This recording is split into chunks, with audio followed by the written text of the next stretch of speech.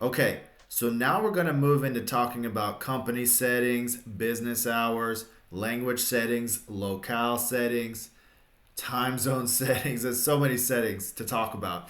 And why it's important to do this first in your Salesforce org so that the system runs smoothly and your business is operating as expected, and so that you can really learn a little bit about what's going on behind the scenes of the Salesforce platform. I know that this will help you if we go step by step together. So follow me with your Trailhead Playground or your Sandbox if you have one of those. And let's go through the fundamentals, the essentials. I know you can do it. I'm giving you encouragement. I'm trying to motivate you, and I want you to be successful at this Salesforce Administrator certification exam. And this is the first step. So let's do this together. Let's go.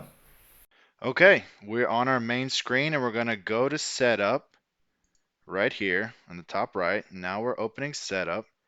We're going to go to the Quick Find box. It's important to know how to find what you want when you want it as a Salesforce admin.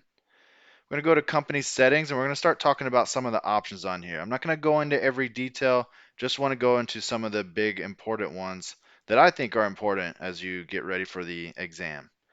And just for your general knowledge so you can be an expert in configuring the system. Check it out. Let's start with company information right here and take a look. All the information you can gather on this main screen. So much information. Lots of things to be able to access, to count, to understand how many licenses do you have, how many users can actually log in and use Salesforce, what's going on here, right? What is the language? Look, I've already messed around in here, changed this up a little bit. So what I'm going to do is we're going to go back and we're going to set it back and just change the settings a little bit. Let's go to edit. We're going to go into this screen right here and take a look.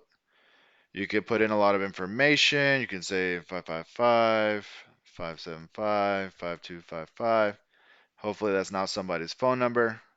I put in a street address here. And this is important right here. This is what I was going to talk to you about. Locale settings. Let's say I work in Colorado, but I'm working between, English speakers, Spanish speakers. But you know what? We know most of our clients are English speakers, so let's go back to English here and put our default back to English, right? And yes, maybe the time zone was like Pacific or Mexican Pacific for the reasons that we needed, but I'm going to put it back to Mountain Standard. So it was already Mountain Standard. I'm just going to leave it like that. I can do a lot of different settings in here. This was key right here, and I want to talk about this real quick. Activating multiple currencies, you cannot undo this after it's already been checked, activated, and saved. What it does is it gives you the option to have multiple currencies in your company. And you can even look at the little help box here and read that for just a moment. That's interesting, right? It becomes your corporate currency. And so what I'm going to do is I'm going to hit save and check everything. I'm going to hit save and we're going to go look at that currency setup. So this button isn't here when you first log in. You won't see this button until you activate multiple currencies. Okay? You're going to probably see questions like this on the exam, and you're probably going to see questions about advanced currency management, and I'll go into more detail on that in a different video. And you might, who knows, even have a question on parenthetical currency conversion. But I only saw this on a Sales Cloud certification exam and not the administrator exam. So let's go into the currency setup here. For example, I had the corporate currency set as the US dollar and I had Mexican pesos on here. And we had the different information on the screen of what we wanted to say, how much we wanted to convert. I could change the corporate currency. I could create a new one. Let's create a new one, see what happens. Let's say all of a sudden we start working with a different currency. Let's see. How about we're working with people in Canada now, right? We have Mexico, the United States. Now we're working with people in Canada. I don't know the currency conversion rate, you have to look that up, right? That's the financial aspect. And you can set your decimal places. So I just made that up. I'm going to hit save, and we're going to see it pop up right here. That's interesting. I can edit the rates. So this is interesting. 1 US dollar equals 3 Canadian dollars. And this is not accurate at all, but this is just an interesting way of seeing how you can change the system. You can update it easily. All right, let's take a look.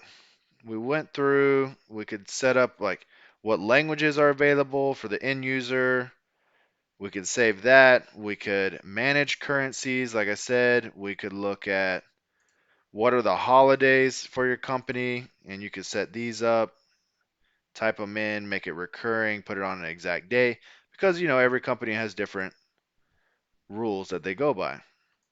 Take a look at fiscal year. This is important. You'll probably see a question about this on the exam.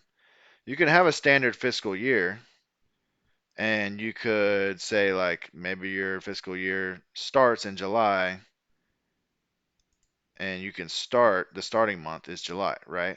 Okay. Well, that's interesting. And that's going to affect how your forecast, your dates and times, and your months are lined up when you start reporting and when you start collecting sales data. Okay, and the custom fiscal year, this helps with financial planning, right? So you can have different templates and you can work in different quarters, you can have different structures, all right? So, this is you got to be very careful with this, right? You can read the facts right here. I'm not going to read them all to you, but you need to understand this as you get ready to go into the exam. Okay, I understand the implications though. This could be crazy. Let's see what happens. Enabling these custom fiscal years cannot be undone, and it has impacts on everything, right? Forecasting, reports, quotas, just like I said earlier. So make sure you read into the considerations. You can click this link down here. You can get more info over here, and you can maintain your own custom fiscal year. Don't be afraid. Just try it. This is a trailhead playground, the whole idea. Whoa, guess what? Now we switched over to Salesforce Classic because it wants you to edit all this in Classic. All right. Now I'll go into more detail on this in a different video, but as for now, you can see where you can go in and you can edit the different periods, quarters, etc., and really adjust your fiscal year. Okay, I'm going to go back now. I'm back. We're going to look at all the different features. You can take a look at data protection and privacy. We were already at company info. You can set up the different calendars and resources. And lastly, we're going to talk about business hours. Actually, you know what? We need to go to my domain. We need to talk about this a little bit just to give you a brief overview. But what I'll do is I'll come back and put this in a separate video as well so that we'll have more time to go into it. Okay. Now, business hours. This is where I really wanted to get to. I set up one called holiday season because imagine, it's the holiday season wherever you live. Let's say like November through December or October through December or some other type of holiday and your company sells a whole lot of products during that time. You're going to want to set up your business hours and define those. So what if it was like a special season, right? It's not permanent, it's not the default. Go in, set it up where you're 9 to 5. Let's say you had to increase your hours, for example, right? Or, and you're doing that on Thursdays and Fridays. Well, you can hit save. Now you've got certain hours set up. Well, your default hours should look something like this. You can set them up to be whatever you want. It originally just starts out at the 24-hour range. Now, nobody really works 24 hours in the business world. Maybe you do. Maybe your company does. I don't know.